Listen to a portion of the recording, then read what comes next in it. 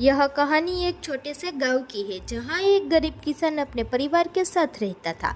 किसान का नाम रामू था और उसकी पत्नी का नाम शकुंतला था। उनका बेटा भी था जिसका नाम मुकेश था। मुकेश की शादी एक अच्छे घराने में हुई थी और उसकी पत्नी का नाम प्रिया था। प्रिया का दिल बहुत ही सॉफ्ट था, लेकिन वह गाँव के जीवन से अपरिचित थी और उसे पुराने घर की सादगी में ढलने में थोड़ी परेशानी हो रही थी। गांव में एक चिड़िया का झुंड रहता था जो हर सुबह खेतों में चहकते हुए दिखता था। वे छोटे से गोलगप्पे खाते हुए खेतों में उड़ते रहते थे और उनकी चहचहाहट सुनकर पूरे गांव का माहौल खुशनुमा हो जाता था। प्रिया ने जब पहली बार देखा कि चिड़िया छोटे छोटे गोलगप्पे खाते हैं तो उसे यह बहुत अजीब लगा। वह सोचने लगी कि छोटे जीवों को ये गोलगप्पे कैसे मिलते होंगे और यह देखकर उसके दिल में एक अजीब सा आकर्षण उत्पन्न हुआ। एक दिन प्रिया ने अपने ससुराल वालों से इस बारे में पूछा, ये चिड़िया गोलगप्पे कैसे खाती है? क्या इन्हें कोई देता है?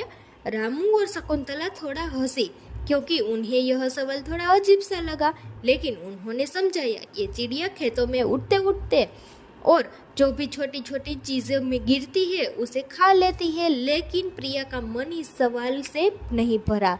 उसने ठान लिया कि वह इस गोलगप्पों के राजों को जानकर रहेगी। एक दिन जब वह अपने घर में अकेली थी, उसने सोचा क्यों न वह खुद गोलगप्पे बनाने की कोशिश करे और देखे कि चिड़िया इन्हें कैसे खाती है। उन्होंने अपनी सास से पूछा कि क्या वह गोलगप्पे बना सकती है। शकुंतला ने हंसी में कहा, बिल्कुल, लेकिन ध्यान रखना गोलगप्पे बनाने के बाद तुम्हें यह भी जानना होगा कि इसका स्वाद और इस पर कौन सी चटनी सबसे अच्छी होती है।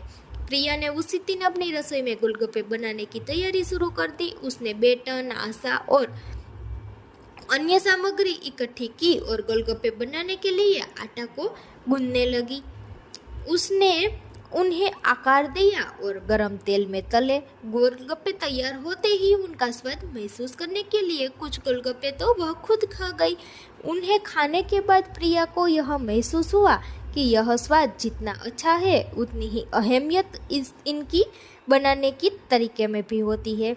अगले दिन प्रिया ने गांव के बच्चों को बुलाया और उन्हें गोलगप्पे खाने के लिए दिए। बच्चों ने बड़े मज़े से गोलगप्पे खाए और उनकी तारीफ की। उसी दौरान गांव में एक छोटा सा आयोजन भी हुआ था जिसमें सभी ने गोलगप्पे का स्वाद लिया। रामू और शकुंतला को यह देखकर बहुत खुशी हुई कि उनकी बहू ने इससे सादे से गांव में कुछ नया और स्वादिष्ट लाया। इसी बीच एक चिड़िया ने गांव के एक छोटे से बाग में घोंसला बना लिया था और वहां गोलगप्पे खा रही थी। प्रिया ने यह देखा और उनके मन में एक विचार आया कि क्यों न वह इन चिड़ियों को लिए भी गोलगप्पे बनाए। वह अपने हाथों से गोलगप्पे बनाकर बाग में रख देती थी ताकि चिड़िया भी इनका आनंद ले सके। एक दिन उसने देखा कि चिड़िया गोलगप्पे खा रही है और उन्हें बहुत पसंद कर रही है। यह दृश्य प्रिया के लिए बहुत ही दिलचस्प और खुशद था। एक दिन जब प्रिया अपने सास ससुर से बैठ के बात कर रही थी, उनने अपने अनुभवों के बारे में उससे बात की। माँ, बापूजी, मैंने देखा कि चिड़िया भी गोलगप्पे खाती है और वह इतने खुश हो रही थी, ऐसा लगता है जैसे यह उनका पसंदीदा भोजन हो, प्रिया ने कहा। शकुंतला और रामू को यह सुनकर बहुत अच्छा लगा। उन्होंने हंसी में कहा, प्रिया, तुमने सचमुच गोलगप्पे का राज खोल दिया है। न केवल तुमने हमारे घर में गोलगप्पे का स्वाद बढ़ाया है, बल्कि तुमने चिड़िया के दिलों में को भी छू लिया है। प्रिया ने अपने ससुराल में एक नई सर्दी गर्मी की परंपरा शुरू कर दी।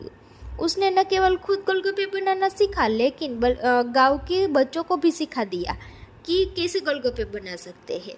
अब यह गांव के बच्चों और बड़ों के बीच एक साझा आनंद बन गया।